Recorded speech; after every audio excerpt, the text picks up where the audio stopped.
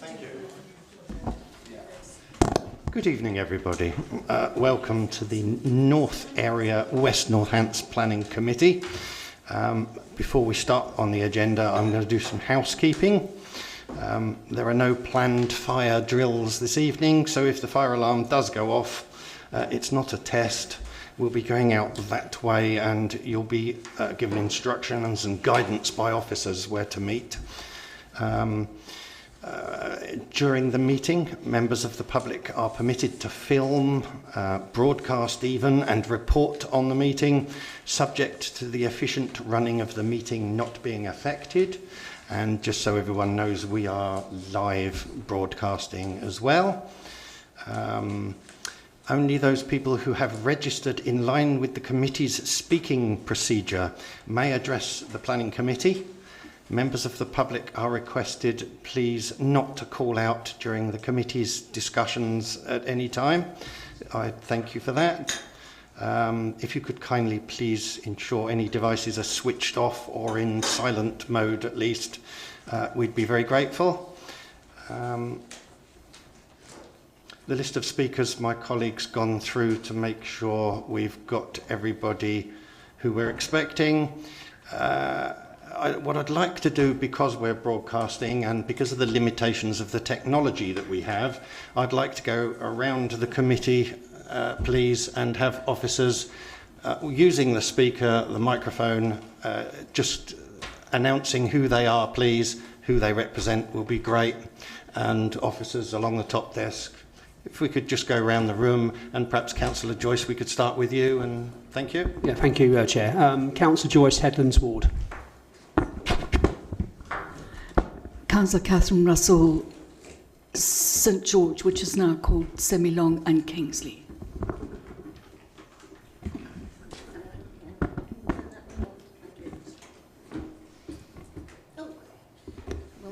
Can you hear me, Chair? Yes. Sally Beardsworth, Councillor for Kingsthorpe South. Rupert Frost, Woodford and Whedon. John Phillips, Principal Planning Officer. Yes, thank you. Sean Robson, Head of Service Planning.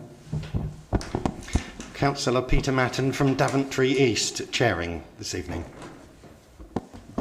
Teresa Boyd, Planning Solicitor. Ed Bostock, Democratic Services. Councillor Cribbin, Moulton Ward. Councillor Irving Swift, Cecil, and Brixworth Ward. Councillor Anna King, Diston Weston, St Crispin. Thank you very much. Returning to the agenda, apologies for non-attendance. Thank you, Chair. Apologies have been received from Councillors Lane, Hill and Flavel. Thank you. Have we got everybody else we're expecting?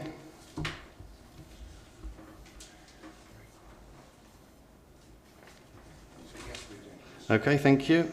Declarations of interest. I would like to invite members to announce any interest, the nature of that interest that may have in any of the items being discussed this evening. Thank you. Councillor Cribbin. Thank you, Chair. Item 5B and 5C, I'm the ward member for Moulton, but had no involvement with any of the applications, so I will stay in the room and discuss and vote on things. Okay, thank you. Any other declarations of interest, please? Okay, we'll move on. The minutes to the last meeting held on the 6th of December. Would everybody agree to the signing of the minutes from the 6th of December, please? Agreed. Chair, can I just ask a question? I did email Jamie in advance of this. There was a strange situation that seems to have arisen at this meeting where, for reasons I don't claim to understand, sometimes people are excluded from speaking at the meetings. It's happened twice. And the last one was the Councillor Stephen Dabbs was prevented, who I've been in touch with. I think we deserve an explanation, don't we, as to what's happening. Why are some people being selectively stopped from speaking? It's a sort of democratic right, isn't it? I'm going to answer that for you, and that isn't for this planning meeting tonight for this agenda, I'm afraid. But you're very welcome to contact officers and ask why that was, and I'm sure they will give you an answer. Okay. Can we be confident, though, that that people who are that nobody's been prevented from speaking who is entitled to speak? That's my question. I'll let officers answer that, but I have prepared for this meeting, and as far as I'm concerned, the answer is yes. But if you'd like to receive an assurance from officers, Yeah, that'd be good. Yeah, no, we're not unduly not letting anyone. But people were prevented in the past. So has there been a change in procedure? Just in terms of that, if I can come back through, Chair, those that have registered in accordance with the Council's adopted and signed off procedure obviously have the ability to speak. So I can only surmise what may have happened in the past, but as long as that's been done correctly in accordance with the procedure, then that should be happening, yes. Okay, thank you. thank you.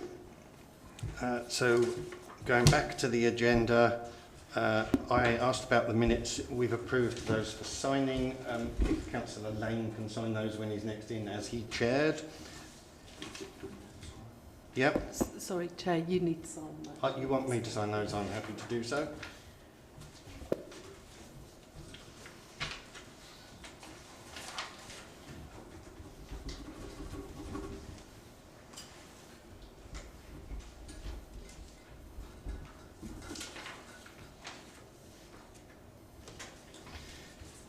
Chair's announcements. I am announcing that item 5A on the agenda, which is the erection of retirement living apartments in Daventry, has been deferred, so won't be being considered this evening.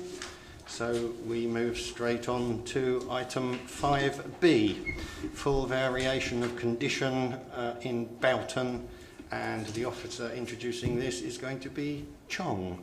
Thank you, Chairman. The application actually relates to a detached two-storey property on Moulton Lane in Boughton. If we can move on to the slides, you can see from the site location plan that the properties along this street are detached large properties within large spatial grounds. The current application actually seeks to amend the roof of the previously approved dwelling and to increase the height of it, but to chamfer the edges of the roof so that the height of the roof and the ends, those areas nearest to the joining properties, are going to be the exact same height as that approved on the previous plans. If we can go onto the plans, you can see there, sorry, can we go into the next one? You'll see on your left that that's the original drawings, and what's currently being constructed is in the centre, but then you'll see on the far right that the proposal before members tonight is to reduce the height of those elements of the roof closest to neighbouring properties to ensure that the ridge line, as approved, is consistent on the new roof. And accordingly, although whilst objections have been received from neighbouring properties, we feel that the impact of the neighbouring properties is no more than that approved on the previous scheme, and as such, we're recommending this application be approved. Thank you, Chairman. Thank you. We have a speaker tonight, and that is David Benson. So if you'd like to come forward, have a seat. There's a button for pressing. You will be given 3 minutes to speak. Excuse me, is our lighting system working? It is, Chair. It is. And at 2 minutes. I believe it's 30 seconds remaining. The light will turn amber, and then an alarm will go off when you're out of time. Okay. Okay. I'll press the start. And your time will start after I've just said to you, when you're finished, if you wouldn't mind remaining seated, I'd like to give the members of the committee the opportunity to ask you a question if they have any. Thank you very much. Press the button. Press the button? Yeah. Okay. Hi, so my name's David Benson. I'm the co-applicant. In terms of the change, as was mentioned, the new proposal is to keep the footprint exactly as it is in the currently approved plan. It's also to keep the height at the same apex level at 10.5 metres as the currently approved plan. One question people will probably have is why has it been built higher than the currently approved plan? And that was a human error. The architect produced two diagrams. One was a 34-degree roof for the planning application, and then produced a 40-degree roof for the technical drawing. I didn't notice the builder built from the 40-degree roof technical drawing, built to the apex, and then and then somebody eventually noticed that it was too high. So the plan is to use a flat roof with Dutch hips on both sides to reduce it to the currently approved 10.5 metres. I mean, in terms of the objection, it being overbearing and so on, I think I'd refer to the planning officer's report, where they say they think it will have no effect on the neighbouring amenity. Also in terms of objections and support, so there was one letter of objection from one neighbour and there was a letter of full support from the other neighbour. I think that's all I want to say on the matter. So yeah, any questions? Okay, thank you. Have any of the committee members got a question for Mr. Benson, please? No? Okay. Thank you very much, Mr. Benson. Do we have a ward councillor here who wishes to speak? Thank you, Chair.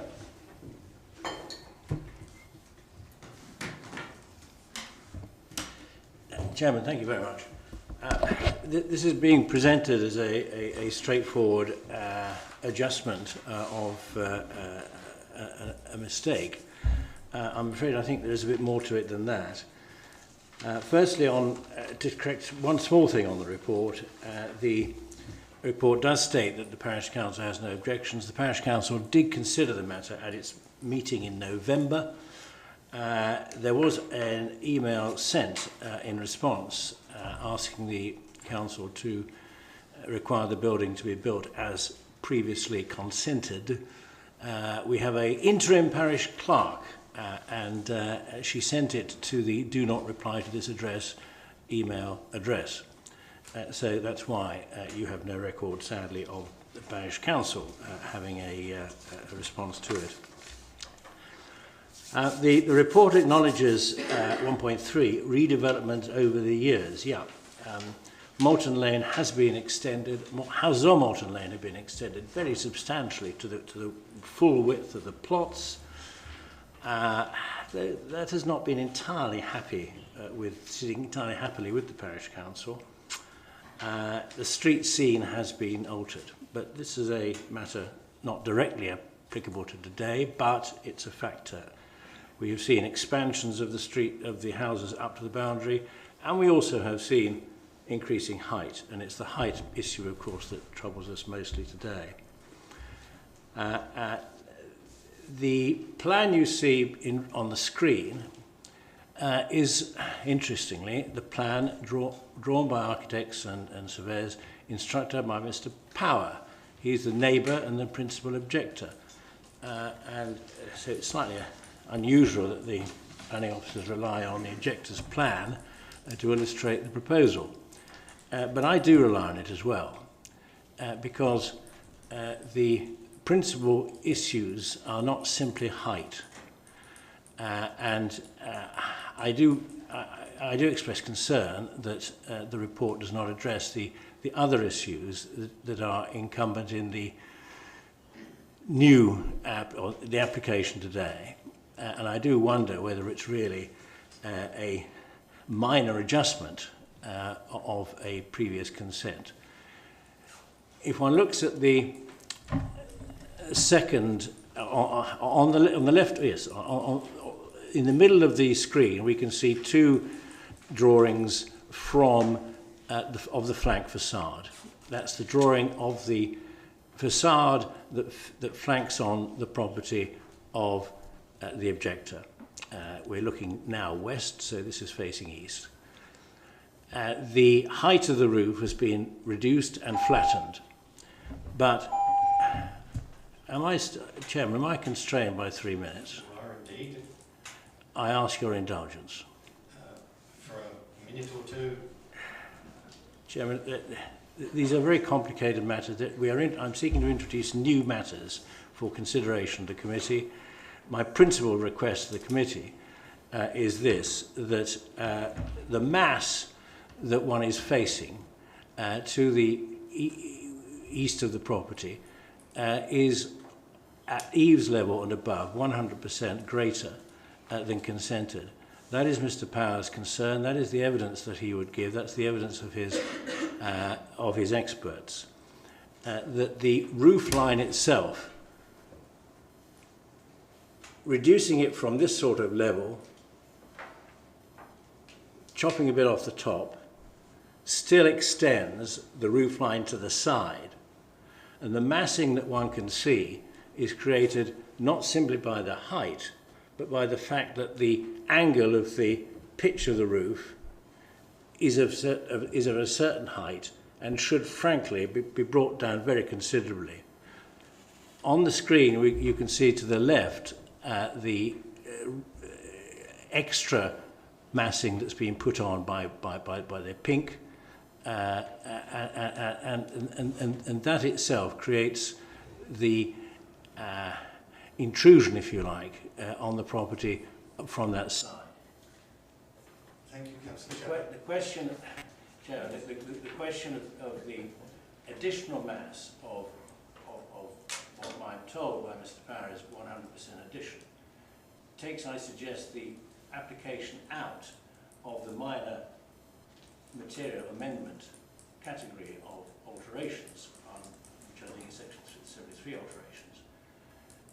That, together with the height issue, creates the additional massing, creates the need to look very much more carefully at what actually is being proposed. Councillor Shepherd, I'm going to have to thank you and stop you there. I have indulged you for... I suggest that the best course, frankly, is for officers to come back to another committee having looked at the massing. Thank you, Councillor Shepherd. I am going to ask you to complete there. Thank you. I'd like to question. Yes, if you wouldn't mind staying there for a moment, Councillor Shepherd. Any councillor's got a question? Yes, Councillor Russell. Good evening, Councillor Shepherd. Thank you for attending this meeting. I'm afraid I have to ask a question about whether or not you are suggesting that our planning officers don't know what they're doing. In this committee, we are asked to consider an application, and if the application has been suggested for approval, very rarely are we able to vote against that because planning officers know what they're doing and work within planning obligations and rules.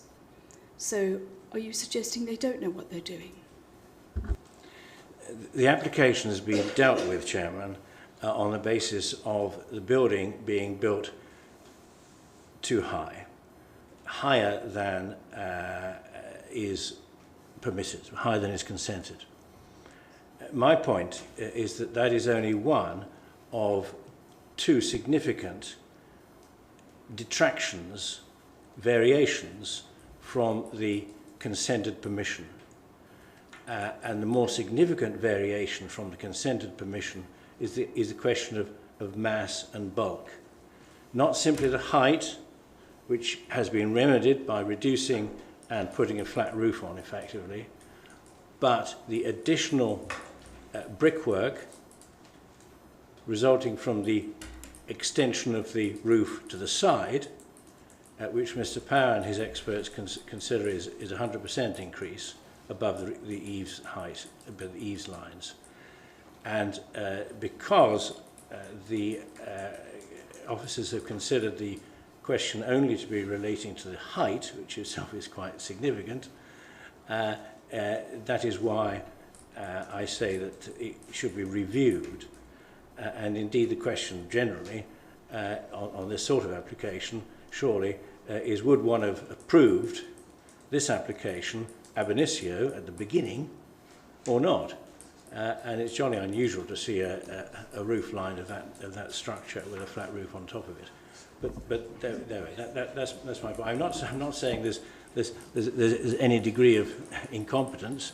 What I'm saying is it was approached simply on a height issue, but that's only part of the story, and it will be useful to look at that in detail.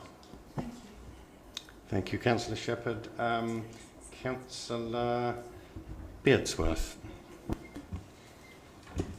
Thank you, Chair. Just a quick question. The gentleman is saying that the bulk of the building is bigger now because the roof has been altered. Is that what you're saying?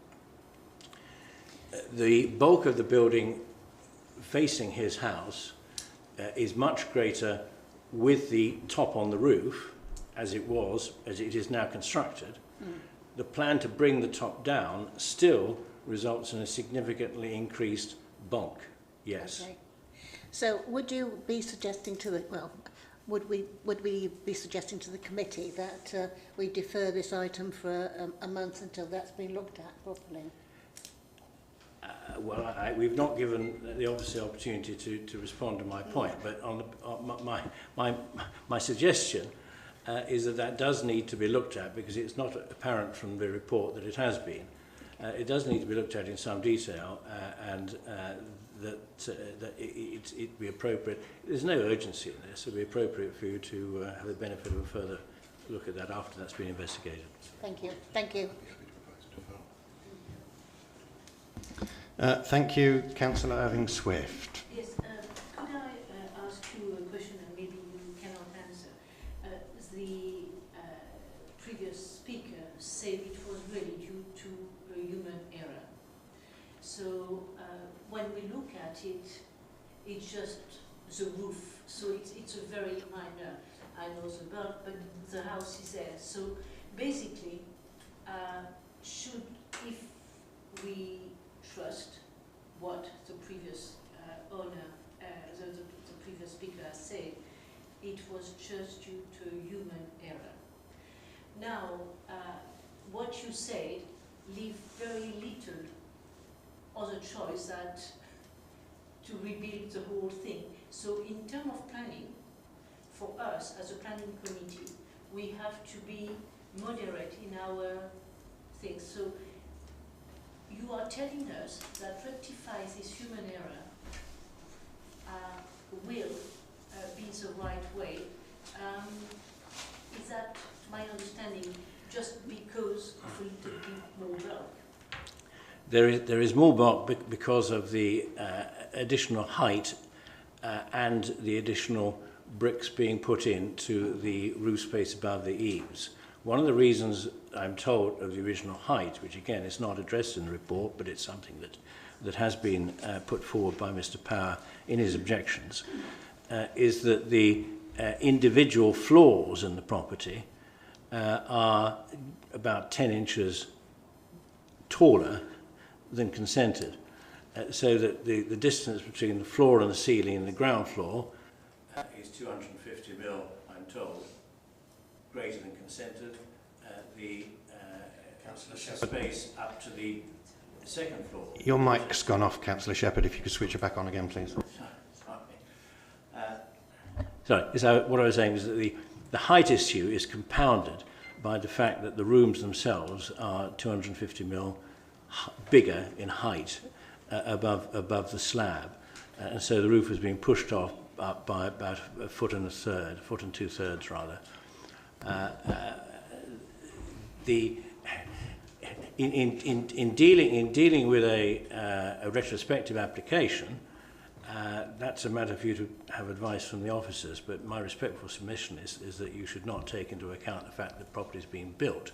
You should take into account the fact that whether he would have consented in the first place to the property as now presented, and the fact that it has to be adjusted in any way, or knocked down indeed, is not material, I suggest. Thank you, Councillor Shepherd. Would any other members of the committee? Yes, Councillor Frost. Yeah, I'm convinced by thank you, Councillor Shepherd's argument. And it seems to me there's quite a few errors been made one way or the other. So I'll propose the deferral. Sorry, Councillor Frost, we're not at the stage where a proposal can be made. We haven't had a debate yet as a committee. We are merely at the stage where members of the committee can ask a question of a speaker. That's all we're at. Thank you.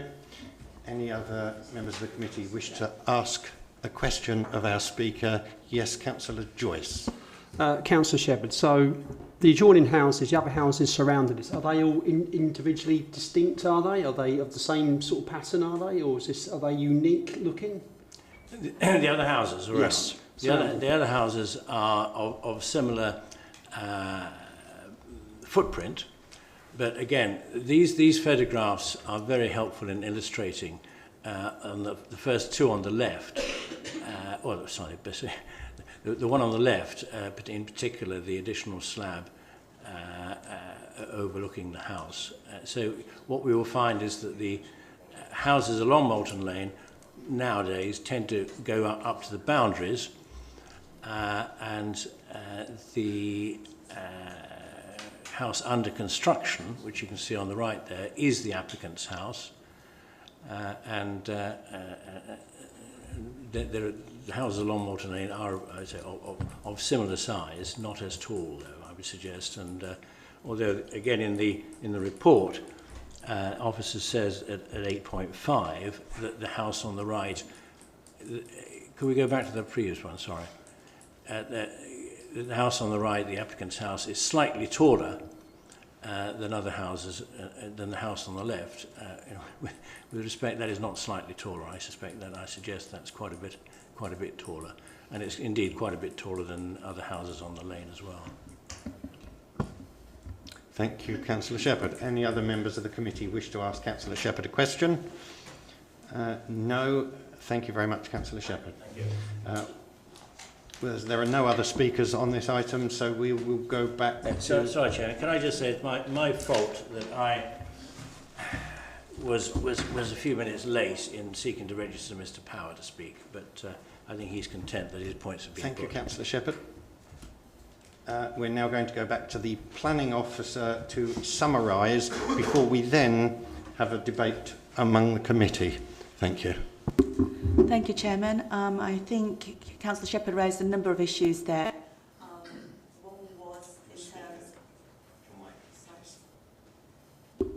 One was in relation to the type of application that has been submitted. For information, what can be considered as a minor amendment under a Section 73 application is actually quite wide, and admittedly this one you could say was on the cusp, but in all honesty the application does only relate to the roof and no other elements, and so in all other respects the proposal remains to be substantially as per the original approval. And on that basis, we've sought to judge this application under a Section 73 application, which is before members tonight. There's also a number of issues relating to the increase in height. I think the drawing before members tonight clearly does show that the ends of the roof, which are clearly those closest to the neighbouring properties, does remain identical to that approved, and that found to be acceptable under previous decisions. So I leave it to members to consider whether or not that increase in the centre part of the roof would substantially alter the mass and bulk to such a significant degree that it would have a detrimental impact on the neighbouring properties in order to substantiate reason for refusal. Thank you, members. Thank you. I invite members of the committee to now debate. Would anyone like to discuss the matter among us, please? Councillor King. Thank you, Chair. Am I able to ask the planning officer another question? We normally ask questions. Yeah. Yes, that's fine, yes. Thank you. Can you just have some clarification around the points that were mentioned about the floor levels being higher? Just for clarification, it's unclear to me whether that meant external or internal. To be honest, internal floor levels make no difference to an application. They're actually part of building regs. Quite often there are minimum heights for internal floor levels, but if the building internal floor levels change subsequent to the application or during the course of the application, that's not something we can really control. Okay, thank you. Just wanted to clarify. So if the floor level on the top floor is a bit higher with the roof space going down, which is what we're actually debating here, only the hobbits or the children might be allowed up there. It's only the impact externally that we're considering in terms of the mass, the bulk and the height of it, and whether or not that is of such a degree that we would sustain a reason for refuse on this application. You have officers' opinion in front of you tonight. You're of course entitled to an alternative opinion, but certainly internal floor levels are not a consideration for this committee. Thank you. Councillor Irving-Swift. I would like to go with officer advice. That is my proposal. Thank you. We have a proposal to go with officer's advice by Councillor Irving-Swift. Do I have a seconder, please? Thank you. Councillor Russell, I saw first, has seconded the proposal. Before I go to the vote, I want to ensure that we've had sufficient time to debate among us. Is there anybody else who wishes to make a comment before going to the vote? I'm sorry, members of the public aren't able to. I'm afraid it's the planning committee members only. Can I just ask the procedural thing? Is it because I put it in at the wrong time? I made a proposal to defer. Cecile's made a proposal to go with officer's advice. Sorry, through you, Chair, we have a recommendation before us, so we have to take a vote on the recommendation before we move to any alternative proposal. Brilliant. Okay, thank you. Councillor Bearsworth. Can I just ask a quick question? The end wall that we're discussing tonight, which is obviously causing some controversy, because although I can see from the existing wall to the other one, it is the same size, but it does look, because it's all covered in grey, excuse me, that it does look quite heavy, you know. So there's no windows in there, no break-in or anything like that. It's just a completely brick wall. Is it? Sorry, that's not really clear to me, the question. Okay, the question is, on the new proposed roof, there doesn't appear to be any windows or doors. It just looks like a brick wall. Is that correct? Yes, that's as per the original approval. As you can see on the that's all. left-hand side. I'm just clarifying it, don't worry. Yeah, just clarifying that there's no windows or door in that end bit. What you see before us tonight on the very far right is what's for consideration and for approval tonight, if members felt to do so. Yeah, thank you. Councillor Irving-Swift. Yes, I went straight for a proposal after what our officer said. It was just the central bit that we changed. So yes, it is maybe not as beautiful or whatever, but it's in a... So that is why I after what I heard our officer saying, I decided that we could not debate the beauty or the line or whatever, and that was enough for me. Thank you. Thank you. If there are no more members of the committee that wish to make a comment, yes, Councillor Joyce. Just to clarify, what actually will be the height reduction when the roof and the tip potentially will be taken down? What is the reduction in height? The reduction in height and the ends will be as per the original approval, which is to the far left. If you want to draw a line from the left, that which is approved, to the proposal, which is to the far right, you can see the chamfered edge of that ridge is identical. You can literally draw a straight line all the way through it. Thank you. We have a proposal that's been seconded that we go along with officer's advice. Can I have a show of hands, please, as to those who would like to vote to go along with officer's advice?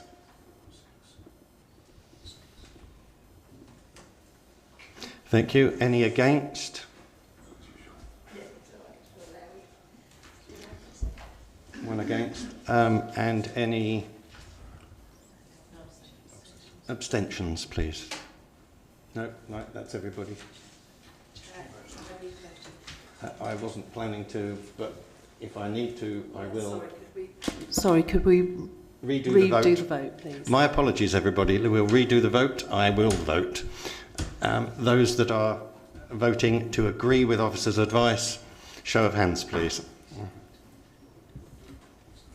Against? Abstentions? There are none. The planning application is approved.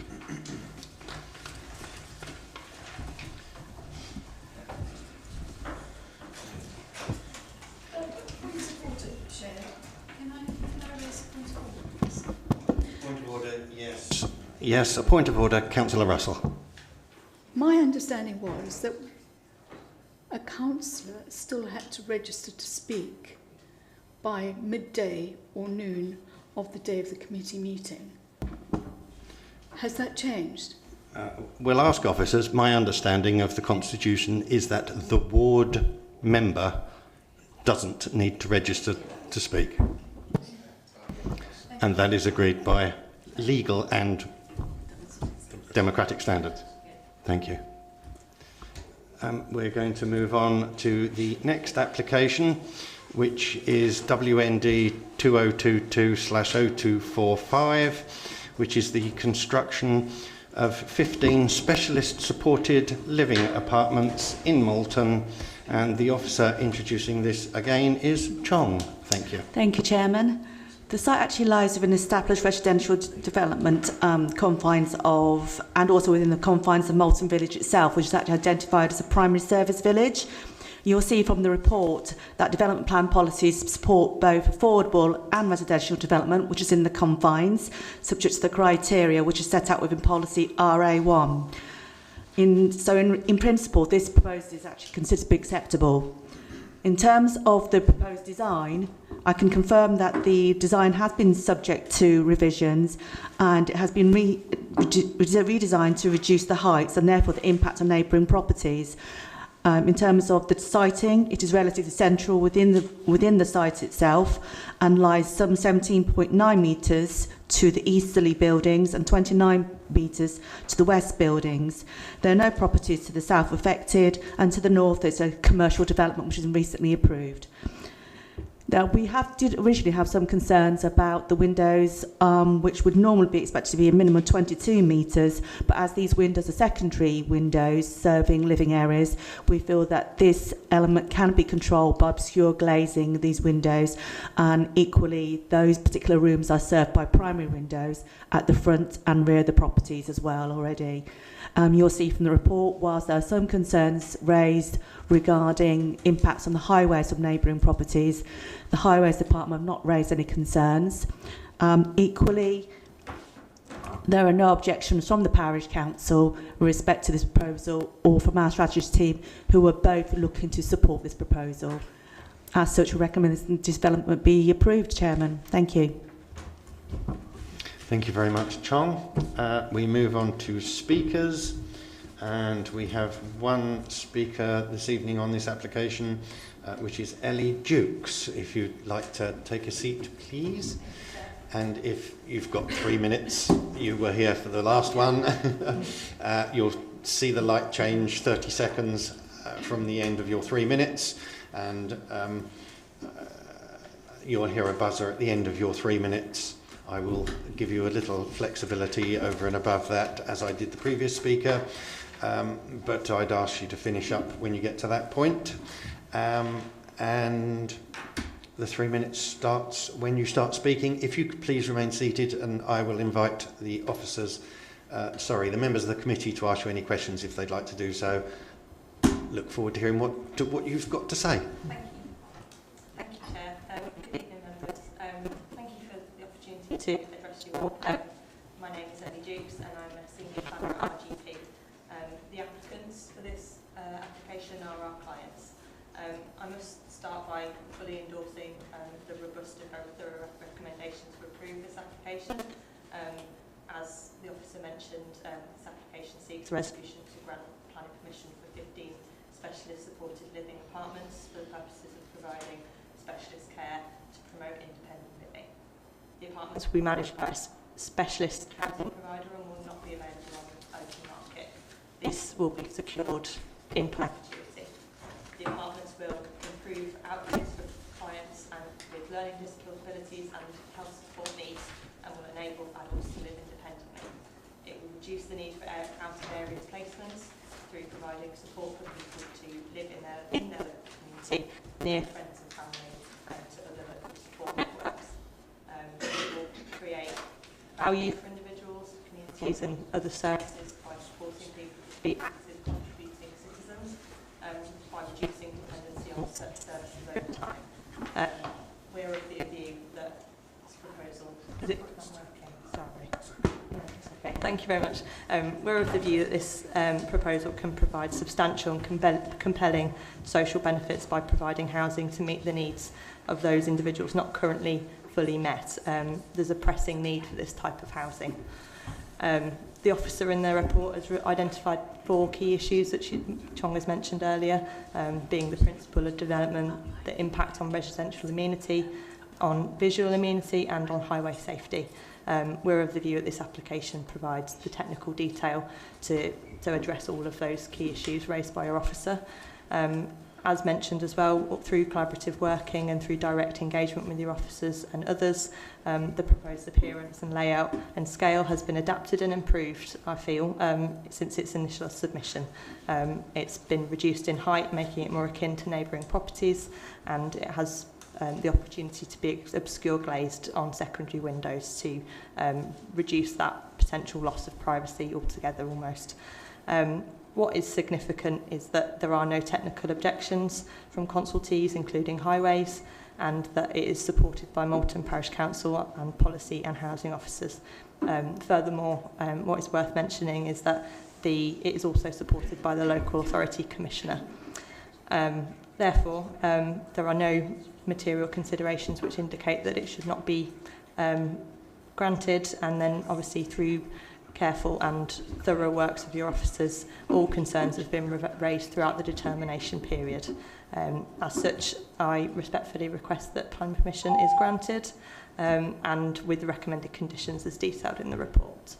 Thank you. Perfect timing, thank you very much. If you could remain where you are just for a moment, please.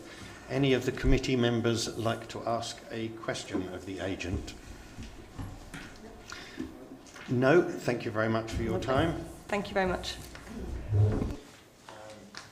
So we're now going to invite the planning officer to summarise, as there are no other speakers. Sorry, I'll repeat that with my mic on. I'm going to invite the planning officer to summarise, as there are no other speakers. Thank you. Sorry, through you, Chair, if I may. Just a point of clarity just for members, that the report as it's written is recommended to approve, subject in principle, to the signing of the 106 agreement that will secure the tenure of the occupation of the unit in perpetuity. There is an option B that we have been looking at in terms of the possibility of putting a stringent condition on there requiring the occupation as such, but that hasn't yet to be resolved as to whether or not that can be lawfully put on to ensure that perpetuity. But so effectively what we're asking members is, as the recommendation is worded, it does allow flexibility primarily to secure the 106. But there may well be another option, either or element, but primarily we are asking members just to actually recommend it, or sorry, approve it in principle, subject to that 106 wording. Sorry, can I just clarify? So I think what you're asking the recommendation to actually read is recommended for approval subject to securing the affordable housing provision, yes, either by means of a planning obligation in a Section 106 agreement or by means of a planning condition. Is that correct? That's correct. Okay. Yes. Members understand that? Yes. Yes, thank you. Okay, thank you. And Chong, would you like to add anything else? No, thank you, Chairman. Thank you. So we now have a debate among the committee members. Councillor Cribbin. Thank you. So this happens to, this is working. Yeah. This happens to sit in my ward. obviously this is, I'm pleased to see that it's come forward. Pleased to see it's come forward for approval. I say I haven't been involved in the debate about this prior to tonight, but no, I'm pleased to see that the officers have done a good job in explaining everything to the committee tonight. So my concern when I was looking at this application was that obviously about the obscure glazing. I'm pleased to see that we've actually dealt with that within the application, and not wishing to sort of like stop anybody else from talking, but I wouldn't mind putting forward a proposal that we accept officers' advice based on obviously what the planning officers are saying, subject to either a section 106 or a planning obligation, one or the other. And if that isn't to be able to be thrashed out and dealt with, I'm assuming that this application would come back to this committee to be dealt with again, would it, if that particular thing can't be met? Yes, through you, Chair. By allowing that flexibility, that alteration, which I didn't explain correctly or succinctly, Teresa very kindly put it to the point that it's the either-or option. So one of those will allow this to move forward. So that's why we were asking for that slight tweak at this stage. That's right. So you're one way or the other, you'll end up getting what you need. Yeah, that's great. I'm grateful. Thanks. Thank you. Councillor Irving-Swift. Actually, I put my hand up before. Oh, I'm sorry. Yes, you did. Councillor Beardsworth. Thank you. Thank you, Chair. I'll just have to get a big placard in future, I think. But anyway, I think this facility will be a great asset to Alton. We have an ageing population, and we need homes for people that will vacate homes to let families use. It's a good scheme, and I'd like to second the proposal that we accept it and the officers' recommendations. Thank you. Would anybody else like to comment on this application? Okay, in which case we have a recommendation by officers that we approve this application subject to the completion of a Section 106 agreement or the other alternative which we have discussed. And we've had that seconded. Can I have a show of hands, please, as to those members who would agree? That's unanimous. That planning application is approved. Thank you. We now move on to planning application WND 2023/0187, which is a proposed first floor extension to existing garage to create habitable I put my teeth back in accommodation to be used ancillary to the main dwelling. And the officer introducing this application is Chong. Thank you.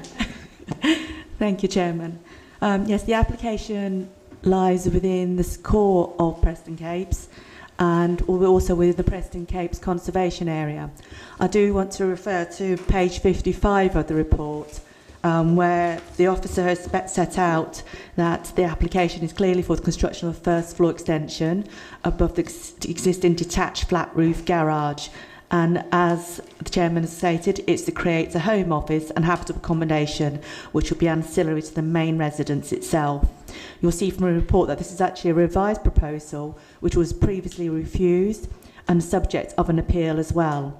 Now, in refusing the appeal previously or dismissing the appeal, the inspector set out his view of the proposal as a whole and stated that the principle of altering the flat roof to a pitched roof would not cause harm to the historic environment. The proposal would in fact preserve or slightly enhance the character and appearance of the conservation area from the current situation. His main concerns were with respect to the proposed balcony, which is at the rear of the proposal and was considered to be large and would contrast sharply with the simplistic nature of the existing village and the main building itself. So, as a response, they considered that the proposal as a whole, with regards to primarily the balcony, was a poor design. And as such, it was refused. You'll see that the current proposal seeks to remove that element completely. So what we have left is the proposal as previously, which was considered to be acceptable by the previous planning inspector, minus the element which was considered to be unacceptable, and as such we're recommending the application be approved. Thank you, John. I believe we have no speakers, is that right, for this application? Thank you. Do we have a ward member who wishes to speak? Yeah, I'll reserve the right. That's all right. Okay. Councillor Beardsworth, a point of order, first of all. Daniel Cribbin. Yeah, so, sorry, Rupert, I mean, Councillor Frost called this in.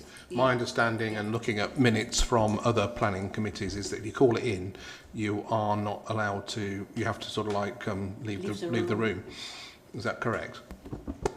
The call-in indicates just a predisposition, not a predetermination. So therefore, the advice has been given to discussion has been had with Councillor Frost prior to the start of the meeting, and he's satisfied that he does not have a predetermination in relation to this application.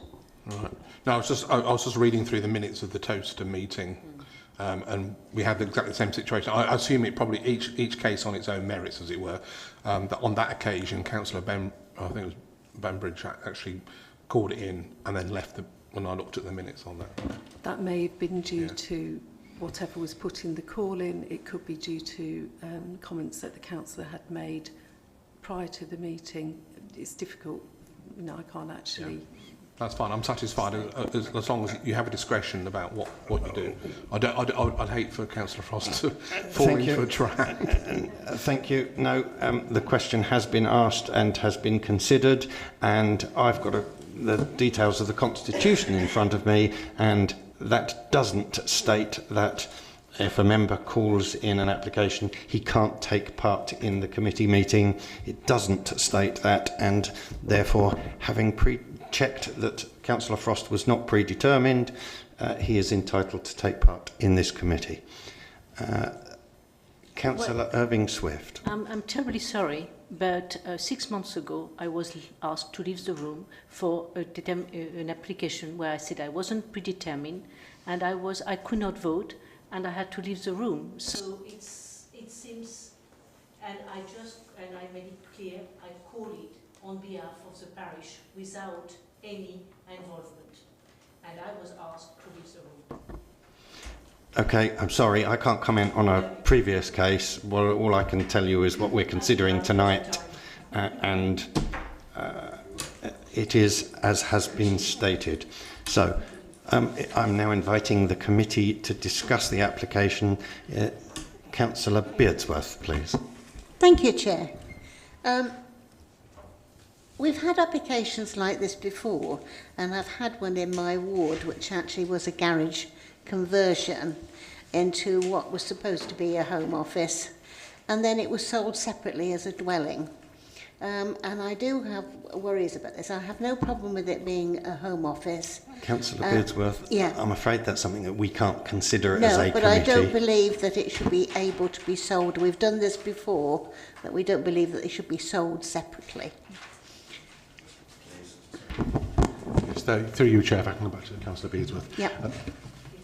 Condition 6 on page 69 of the agenda. 69. Yes, basically it does tie the use of the annex to being ancillary to the main building. So if they wanted to, hypothetically, dispose of it at some point, they would have to come through and have that application, that condition lifted. I missed that because I looked at the picture. Okay. Councillor Irving Swift. I would like to go with officer advice, as our officer explained, in view of when it went to appeal. Now the applicant has done what the planning inspector has asked, and so there is no reason not to go with officer advice. Thank you. Thank you. Councillor Irving Swift is proposing we go along with officer's advice. Do we have a seconder, please? Thank you, Councillor Joyce. And we will now vote on the proposal that we go along with officer's advice, please. Show of hands. Thank you.